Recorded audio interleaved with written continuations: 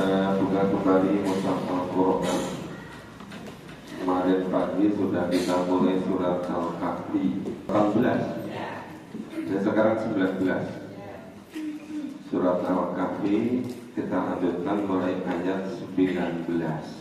Ada hadis yang menyebutkan membaca surat Kahfi pada hari Jumat akan terjaga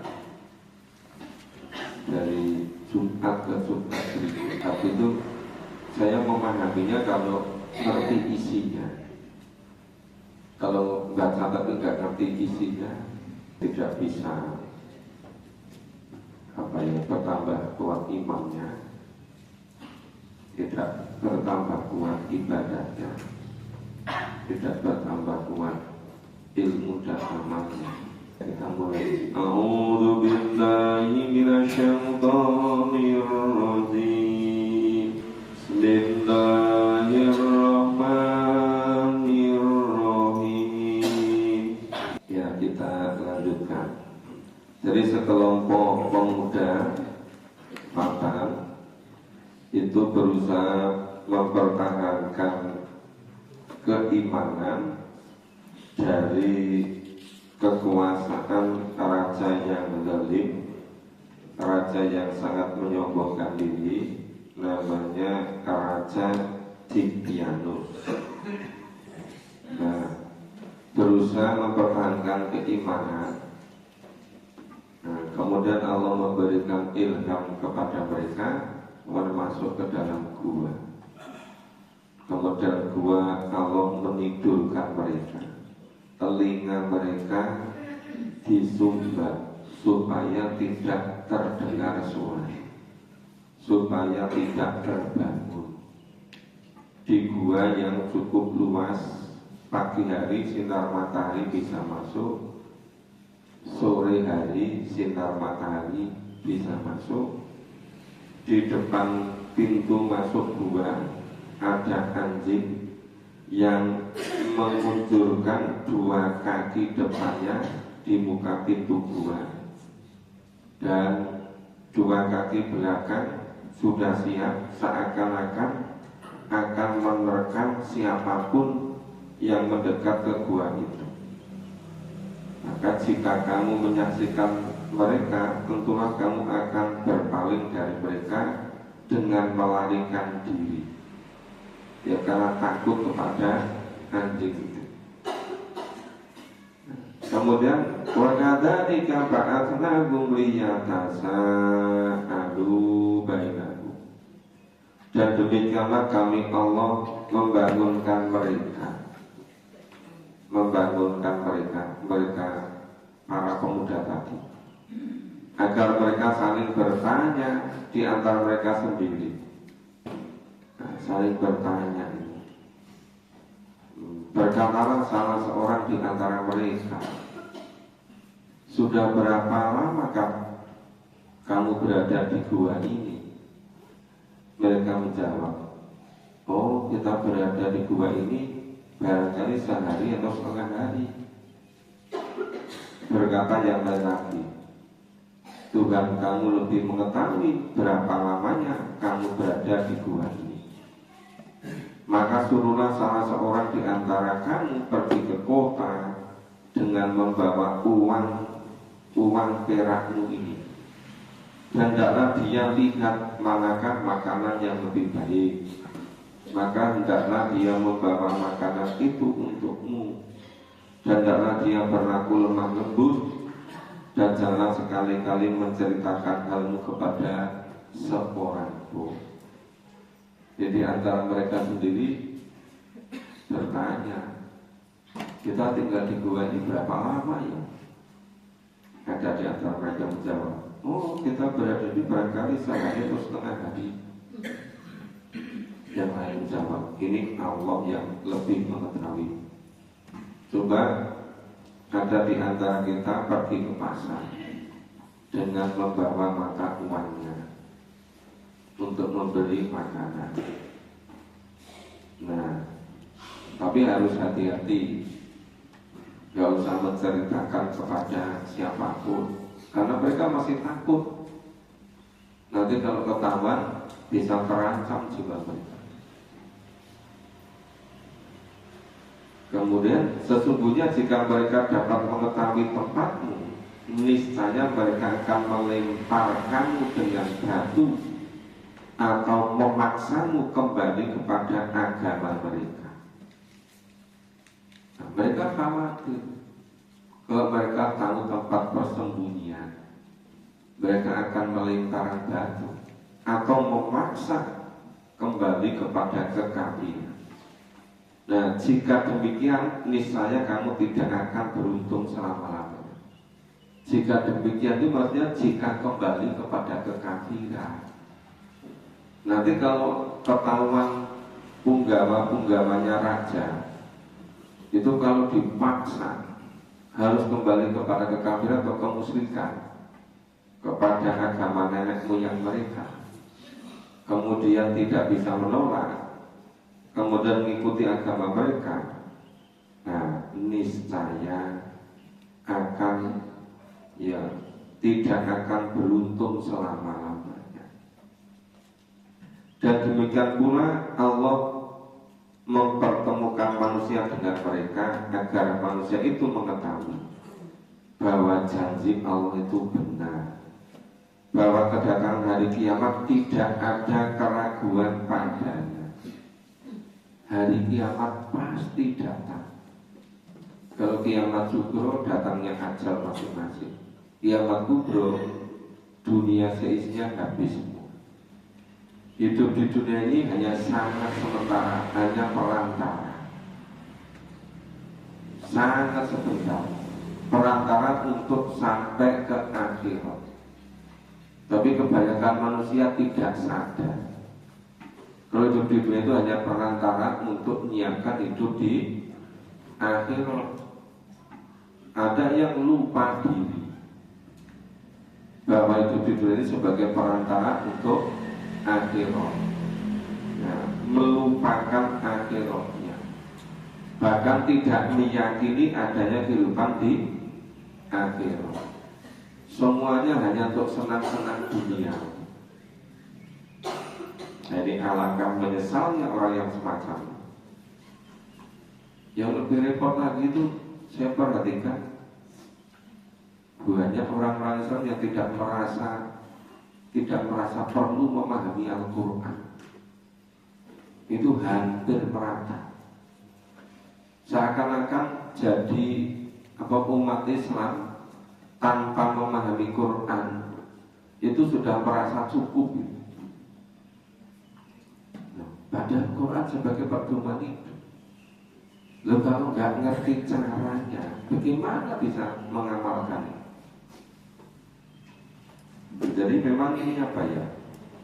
Karena sudah berjalan beratus-ratus tahun, sangat seakan-akan itu tadi beragama Islam tanpa memahami Quran sudah dianggap cukup, sehingga tidak perlu memahami Al-Quran. Nah ini repot sekali besok di akhir. Nah kalau cara hidup di dunia saja nggak ngerti, terus bagaimana besok di alam kubur?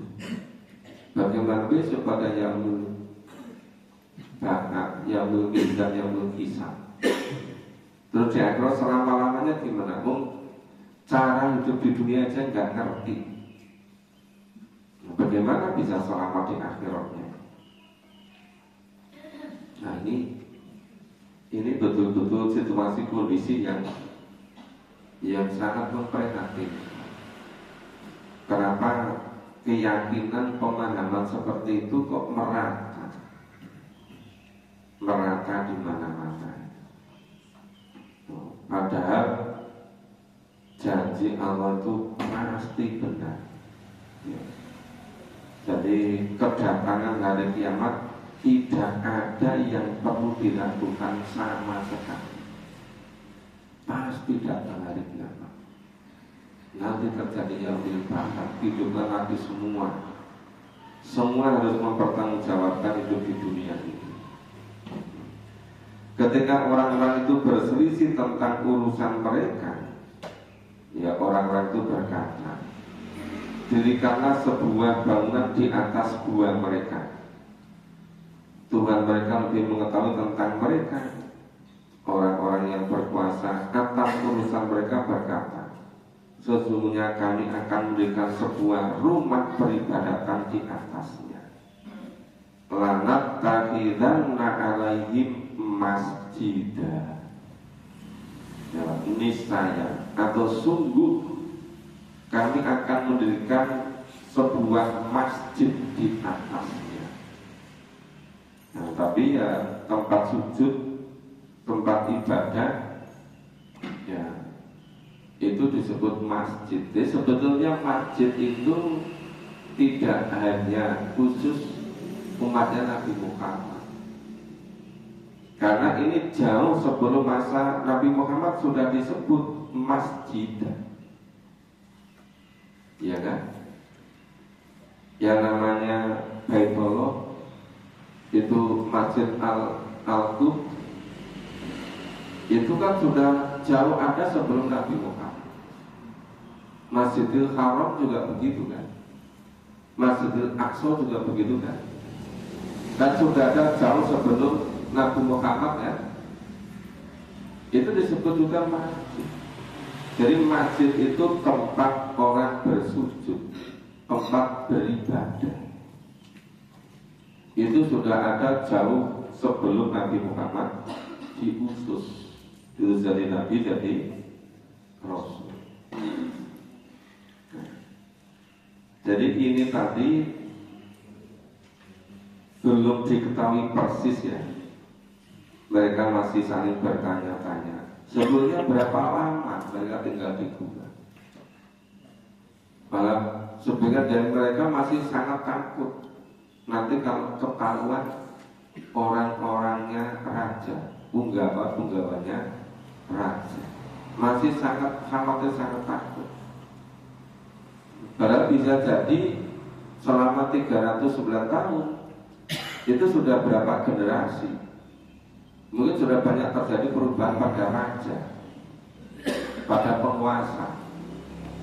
Tapi karena mereka belum tahu kalau tinggal di gua itu sekian lama, ya mereka mengatakan ini tampaknya dia sehari atau setengah hari. Ternyata ketika pergi ke pasar sudah berubah semua, uangnya sudah tidak laku, sudah berubah semua. Yang pasti kita dijanji Allah, firman Allah, wahyu dari Allah, Al-Quran itu pasti benarnya.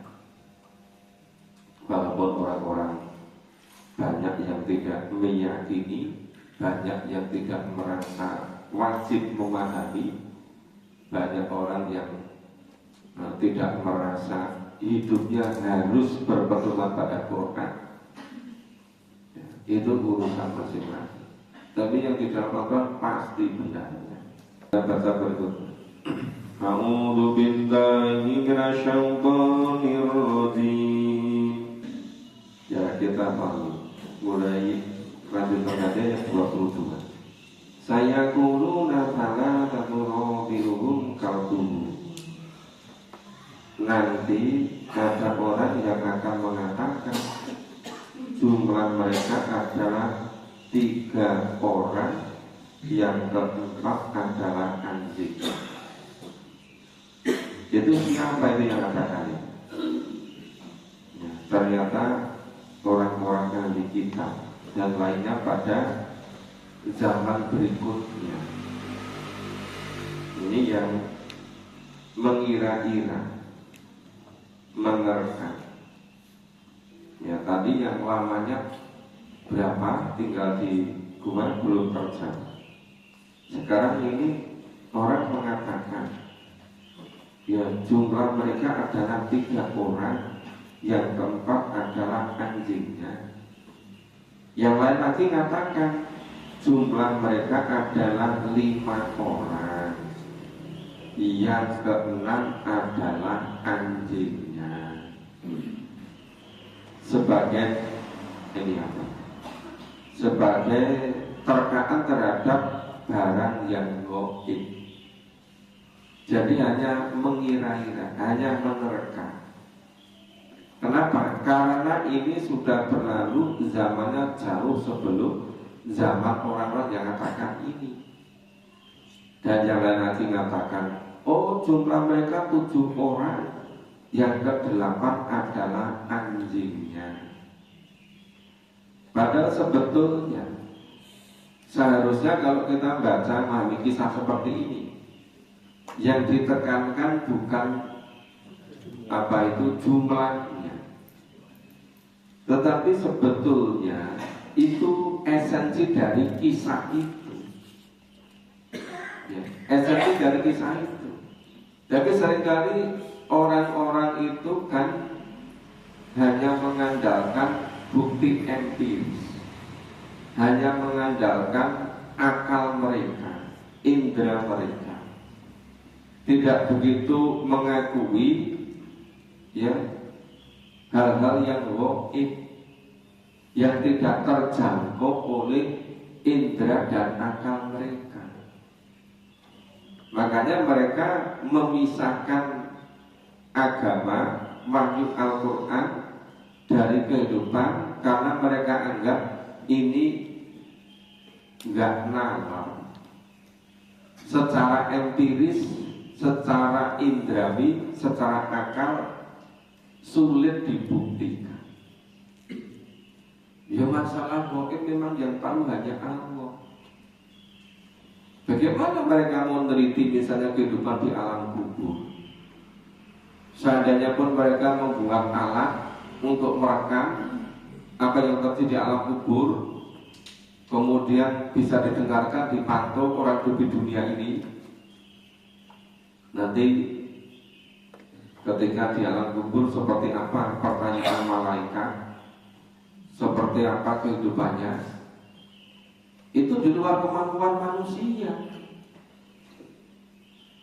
Juga orang repot memikirkan itu nanti gimana ya yaumul bakar, malah yaumul kiamat, kok bisa cepat habis semua. Padahal kalau gempa aja itu bertahap daerah tertentu, tsunami juga begitu, kok bisa habis seluruhnya. Jadi ini repotnya mengukur kekuasaan Allah seperti mengukur kekuatan manusia, kekuatan makhluk. Gimana ya caranya? Kok dalam waktu sekejap malaikat niupkan trompet langsung habis semua. Nanti malaikat niupkan trompet yang kedua bangkit lagi semua. Ini sulit dinalar. Ya memang nggak mampu. Ibaratnya kemampuan manusia itu timbangan hanya untuk nimbang emas yang hanya pakai gram. Terus untuk nimbang gunung, bukit, kira-kira timbangannya kuat nggak? Ya melekat gitu. Itu kemampuan manusia itu sangat sedikit. Terus apa-apa hanya diukur dengan kekuatan indera, empiris, sensorik luar. Kemudian dipikir melalui sensorik dalam, melalui berbagai macam kecerdasan mereka. Yo nggak kuat, nggak nyampe. Nah, padahal sekarang itu yang berkembang di dunia ini, yang berkembang itu ilmu-ilmu positivistik. Hanya yang mampu dijangkau oleh indera, hanya yang mampu dijangkau oleh akal pikiran manusia. Padahal seharusnya kita cara beragama itu yang pertama mengimani, meyakini, terutama hal-hal yang gaib. Nah kan ciri orang beriman itu kan beriman kepada hal yang gaib kan. Termasuk kisah ini. Ini kisah sudah berlalu, sudah gaib. Kemudian sama bingung terka-terka, jumlahnya berapa ya?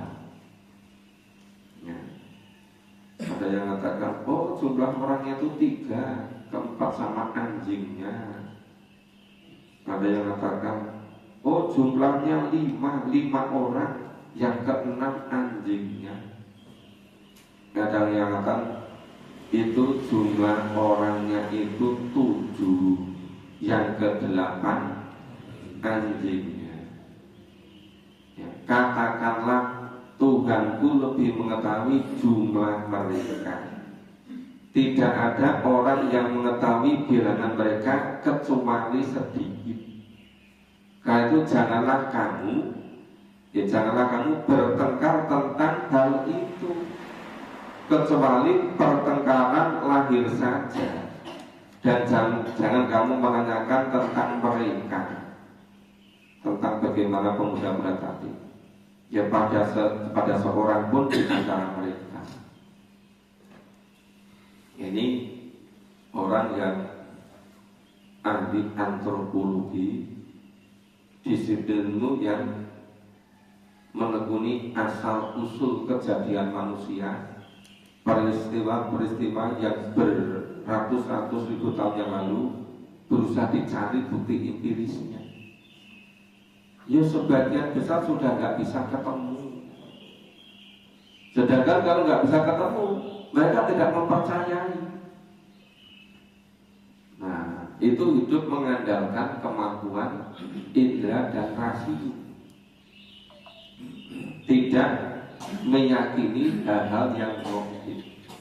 Nah, itu yang membedakan ada di situ. Dan janganlah sekali-kali kamu mengatakan terhadap sesuatu, sesungguhnya aku akan mengerjakan itu besok pagi, kecuali dengan menyebut insya Allah.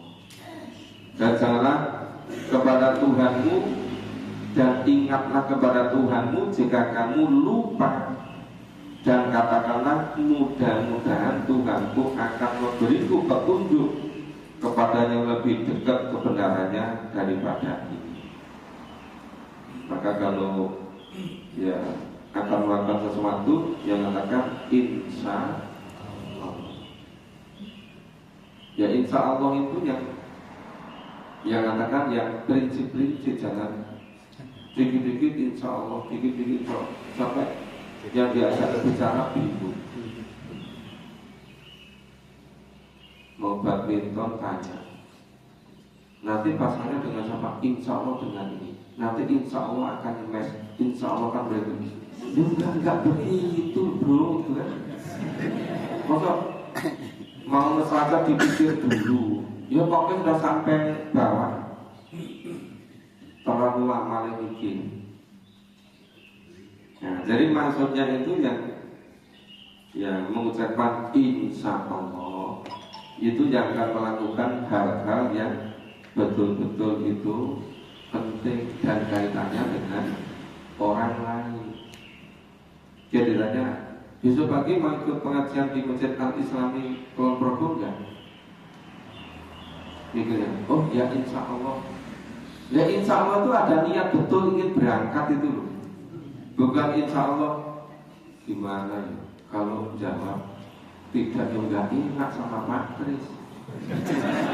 Kemudian jawab insya Allah baik. Gimana? Itu kok nggak enak sama orang. Lah ukurannya beda-beda gitu.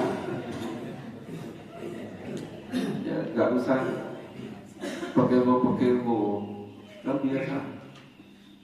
Mohon maaf besok kami nggak bisa. Kenapa? Kulon Progo itu masih goib bagi saya. Itu punya ada betul kok tidak itu belum pasti. Nah, karena apa? Masjid Al-Islami ya di mana? Tapi kelihatannya masjid itu juga menghadap ke timur. Oh iya kalau itu. Tapi timur di sebelah mana kan sama-sama belum ngerti. Nah kalau yang gitu-gitu itu pakai insya Allah yang beneran gitu ya. Nah begitu. Dan mereka tinggal dalam gua mereka 300 tahun ditambah 9 tahun. Jauh sekali dengan perkiraan orang ya. Tadi yang kirakan, oh kita tinggal di sini sehari atau setengah hari. Allah yang maha mengetahui. Coba suruh pergi ke pasar bawa uang peraknya. Ternyata Allah memberitahu mereka tinggal di gua selama 309 tahun. Kira 300 tahun itu sekarang berapa umur itu? Berapa generasi ya? Karena sekarang banyak usia baru 47 sudah meninggal. Ya kan? Itu dulu ada dokter yang hebat sekali hidup, rajin. Nah tugasnya itu di Puskesmas Kalibawang. Kalibawang itu satu kabupaten, satu kecamatan dari Kabupaten Kulon Progo yang berbatasan dengan Jawa Tengah. Itu ngambil spesialis. Setelah selesai tugas di Puskesmas, ngambil spesialisnya di Undip Semarang. Itu menjelang selesai spesialisnya meninggal. Jadi kalau beberapa bulan yang lalu rame-rame ya meninggal karena terlalu berat bebannya, bukan beban spesialisnya, tapi beban keuangannya juga kan dikerjain sama oknum seniornya. Ternyata bukan hal yang baru. Itu saya ada kawan akrab dulu, karena sama-sama senang pengajian. Cuma dia dokternya dokter penanganan, bukan kaleng-kaleng. Nah, itu menjelang selesai spesialisnya meninggal. Orang katakan rugi, berjuang. Wis nek kedokteran, wis jadi dokter, ngabdi nek puskesmas, wis rampung, spesialis menjelang selesai spesialis meninggal, rugi. Rugi itu nek hitungan manusia. Nek hitungan Allah, dia sudah berjuang maksimal, sudah berusaha. Bisa jadi karena Allah lebih menyayangi beliau, kemudian ditempatkan tempat yang mulia di sisi Allah. Bisa jadi begitu kan? Nah makanya kita yang harus berusaha sungguh-sungguh supaya kita juga bisa disayangi oleh Allah. Nah, kan begitu. Wa qulillahu a'lamu bima labidu tadi. Nah kata-kata Allah lebih mengetahui berapa lamanya mereka tinggal di gua. Kepunyaan Allah lah semua yang tersembunyi di langit dan di bumi. Alangkah terang penglihatannya dan alangkah tajam pendengarannya. Ini nyanyi punya kembali kepada Allah. Ya kalau kemampuan manusia melihat itu kan hanya dalam gelombang tertentu. Suara juga begitu. Di luar itu sudah nggak ada kemampuan. Tetapi kalau Allah itu betul-betul maha melihat, maha mendengar. Tak ada seorang pelindung pun bagi mereka selain dari Allah. Dan Allah tidak mengambil seorang pun menjadi sekutunya. Sama sekali Allah tidak menjadikan seorang pun jadi sekutunya. Ya dalam menetapkan segala keputusan. Ya sepenuhnya terserah pada Allah.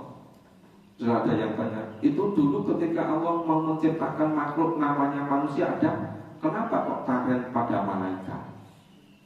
Kenapa kok ngajak ngomong pada malaikat? Ya karena malaikat yang nanti tugasnya ngurusi manusia. Maka yang akan ngurusi diajak rembukan. Ya. Itu bukan berarti Allah manut sama malaikat, bukan. Karena malaikat yang akan ditugasi ngurus manusia.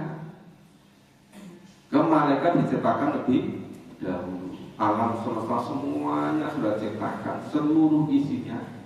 Malaikat sudah diciptakan, baru Allah akan menciptakan manusia. Nah, ketika Allah tanya kepada Adam, Allah tanya kepada malaikat, bukan berarti itu Allah manut sama malaikat, bukan. Ya, sekedar memberitahu bahwa tugasnya malaikat itu ngurus manusia. Jadi ini kisah yang pertama di surat Al-Kahfi. Ini penekannya kepada keimanan. Ya, keimanan bahwa mempertahankan iman itu memang tidak mudah. Ketika Nabi dan para sahabat orang yang beriman masih tinggal di Mekah, itu orang-orang kafir, orang-orang musyrik selalu berusaha untuk menyakiti, mengganggu, menggoda, menyiksa. Karena cara Allah memperkuat keimanan Nabi dan para sahabat itu dengan menurunkan wahyu yang isinya itu kisah. Itu kalau orang katakan sing rekoso bariman ora nggur kowe dhewe lho. Dhisik iki ya ana sekelompok pemuda yang ingin mempertahankan keimanannya. Itu sampai dikejar-kejar oleh penguasa yang dolim, yang sombong. Sampai pemuda itu bingung kemana akan mempertahankan iman. Kemudian Allah memberi ilham kepada mereka untuk masuk ke dalam gua.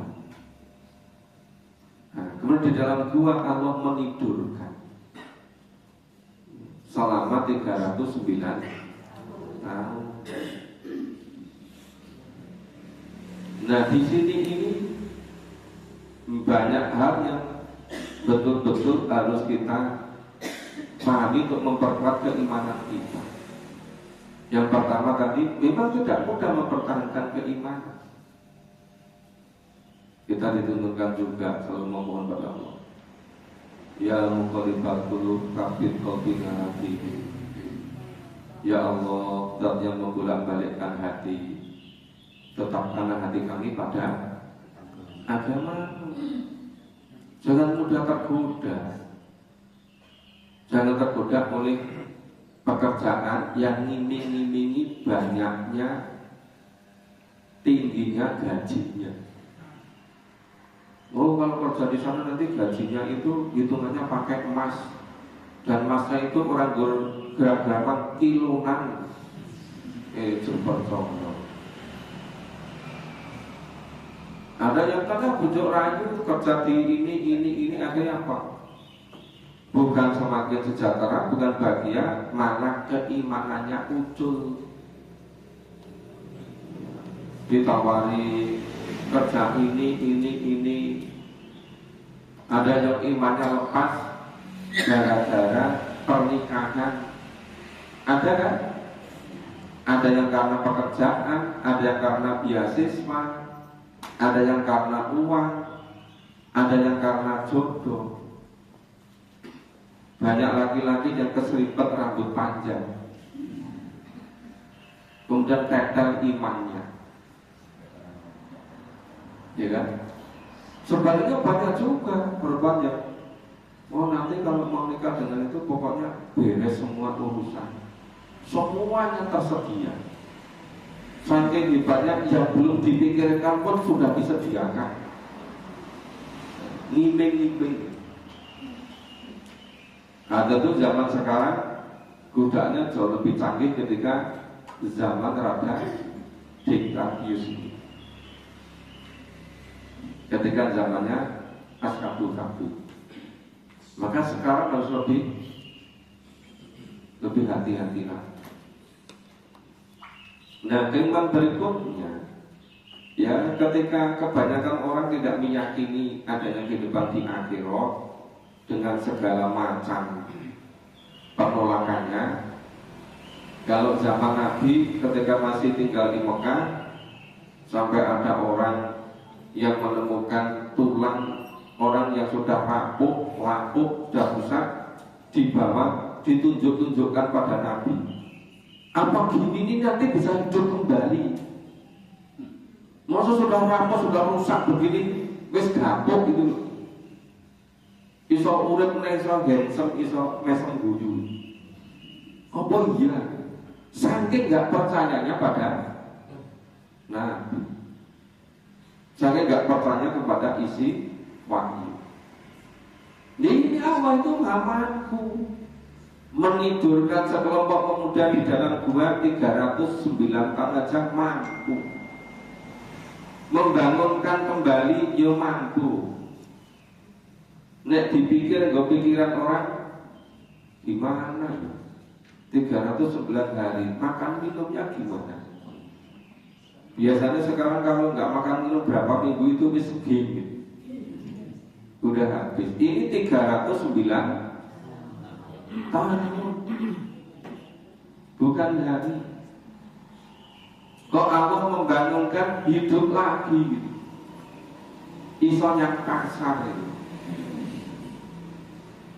Sekarang menurut ilmu kedokteran kesehatan, anggota tubuh itu kalau lama nggak digunakan itu ibaratnya seperti onderdil mesin mobil, sulit nggak dipakai sama karatan, nggak bisa untuk bergerak. Ya itu kalau pikiran orang, itu kalau nalar orang.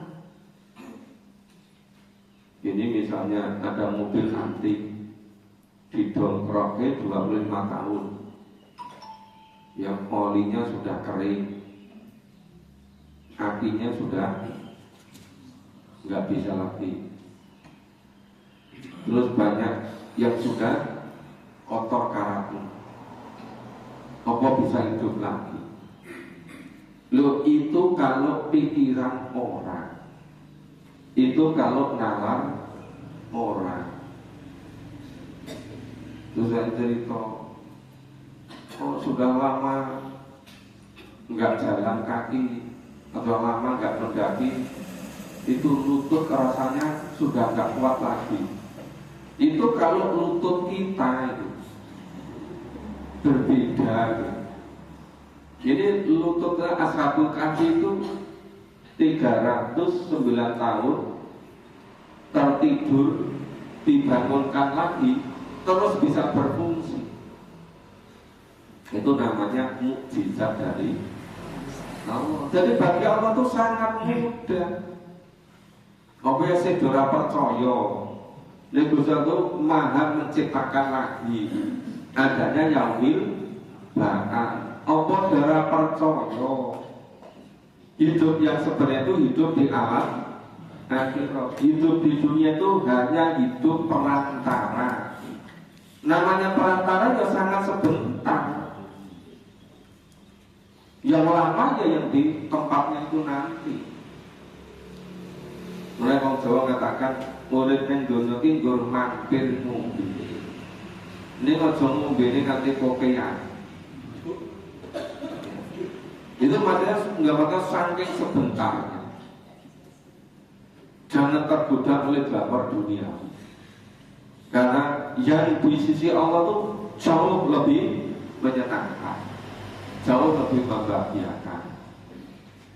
Nah, maka tadi kita senantiasa berusaha secara semaksimal mungkin untuk terus-menerus berusaha untuk memanfaatkan waktu hidup antara ini.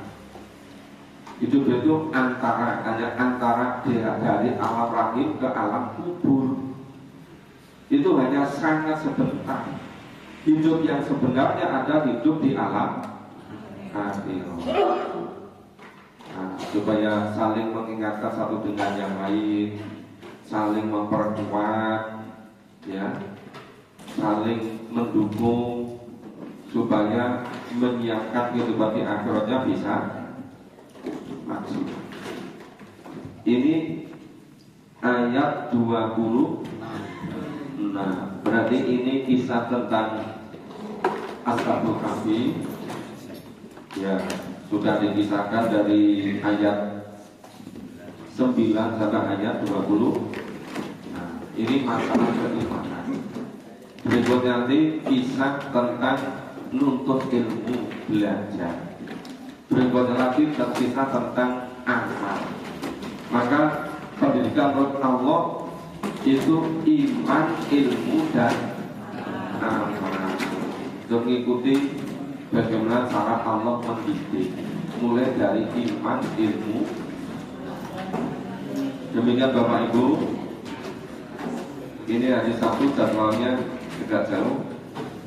Nanti ngisi kajiannya di Mojokedang Karanganyar. Besok pagi di Masjid Al-Islami di Kulon Progo. Ya, yang misalnya penasaran ingin mengikuti silakan. Jadi sesuai dengan apa itu kesiapan masing-masing. Yang memang belum waktunya, dia nggak usah ngikut di mongso. Kalau memang musim penghujan nggak usah terlalu berharap datangnya kemarau. Kalau memang masih musim kemarau, dia nggak usah nangis berdiri suatu turun. Masing-masing ada waktunya. Tapi memang harus berusaha maksimal. Demikian, semoga bermanfaat. Ya, kita akhiri dengan baca hamdalah dan barakallahu. Alhamdulillahirabbil alamin. Subhanallah wa bihamdika asyhadu an la ilaha illa anta astaghfiruka wa atubu ilaik. Assalamualaikum warahmatullahi wabarakatuh.